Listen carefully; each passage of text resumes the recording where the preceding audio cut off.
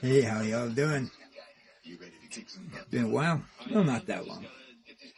So, just thought I'd get down here and share as I'm feeling, my heart is feeling saddened today because I've lost a family member, actually.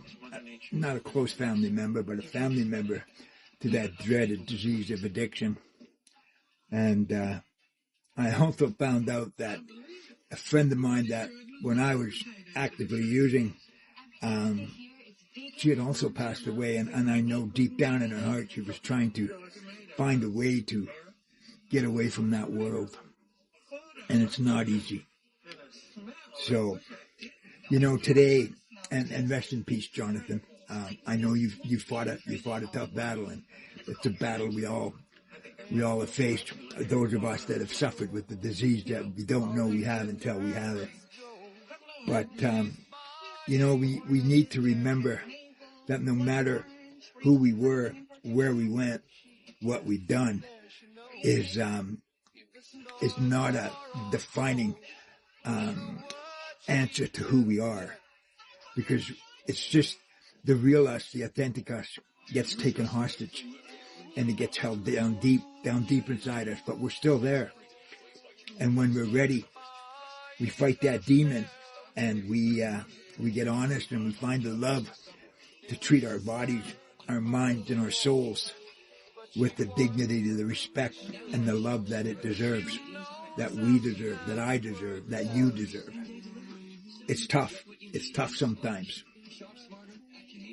I was raised to live a lie. I was not allowed to. I was never made aware of who I truly was due to my mother's experience in residential school, and we were not told of our true identity. But later in life, and not disrespectful to my mother, as I checked it out, I did find out my ancestry, and I am Cree, and I'm proud of that today, because the teachings of our ancestors is what helped me save my life, my spiritual journey. That man back there in the painting, my elder, Dan Joe, he's the one who lit my spirit and allowed me to find out my true identity, and it also taught me something, because I was raised that indigenous people were not good people. I was raised very racist. Today, as our ancestors tell us, and as the Creator tells us, we're all living. Everything on Mother Earth is living. Mother Earth is living, and we're all part of it. We're all connected, and everything should be treated with love and care. And it's one of the reasons, there's many things the indigenous people have warned people about is, we treat Mother Earth with respect. Mother Earth will survive. But, they've come to the conclusion of even bad water, bad lakes, the water pollution is a common contributor to diseases, cancer, many other things. And there's many other things that indigenous people long time ago that scientists today are actually saying, hey, you know what? They were right. It's also in the teachings of the new world that's coming, with the truth being revealed, and the fact that we've divided, and that the hate and the racism is taking over, and power and money is not going to save us. We need to save us. We need to start taking care of ourselves, the next generations, and the world as we know it. Take what we need, leave some for everybody else. But for those of us that struggle that battle, and I struggle it still today because of who I was and who I became, because I did not become a very good member of society for a long time, and I sit here and still feel undeserving for the way I acted and behaved, and the people I hurt, and the things I made people do, and the things I did to people. I don't know why I was gifted with any sort of mercy or grace and given the opportunity to survive this long on Mother Earth.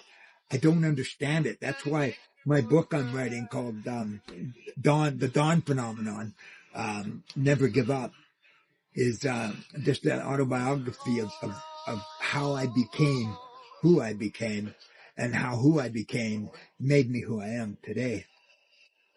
Today, I like me. I love me. I went full circle, right? I created a family who I love dearly, my daughter and my son.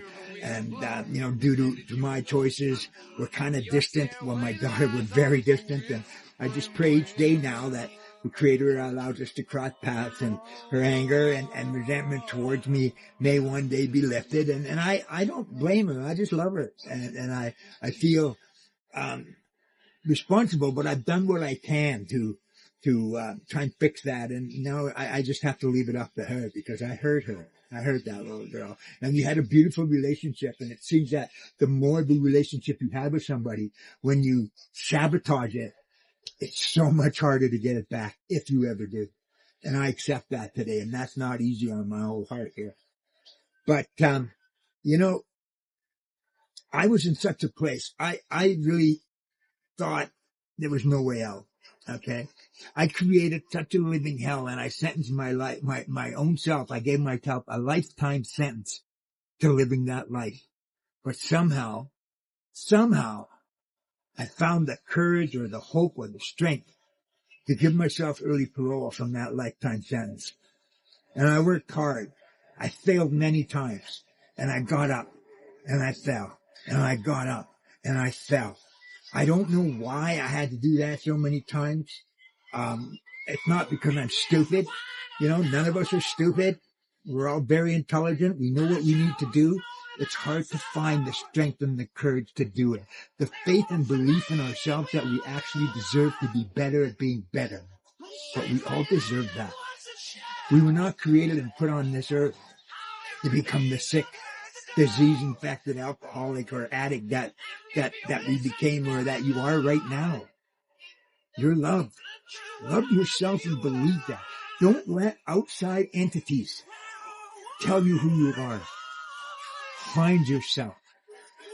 There's many people that follow religion. I'm spiritual, okay? I don't follow religion.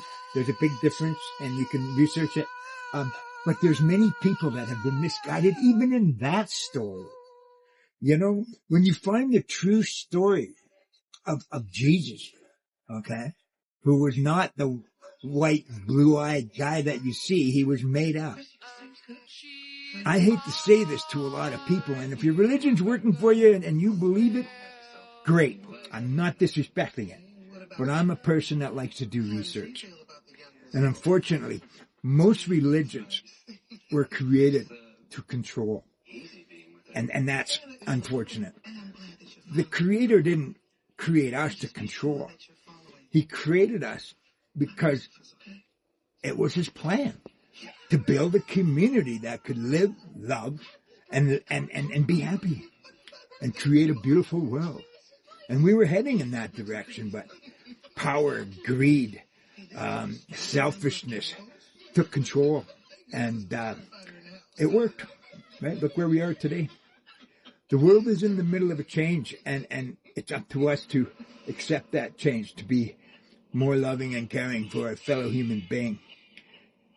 But if you're struggling in that world of addiction, anybody can change if they truly want to.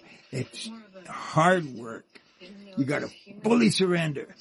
You got to be totally open-minded and do what is suggested from somebody.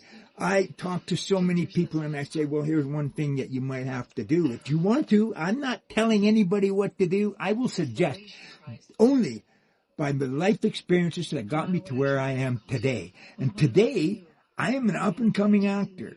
I'm working on my comedy. I do stand-up comedy. I'm putting a podcast together. I'm in the middle of writing an awesome book that I hope to make into a screenplay.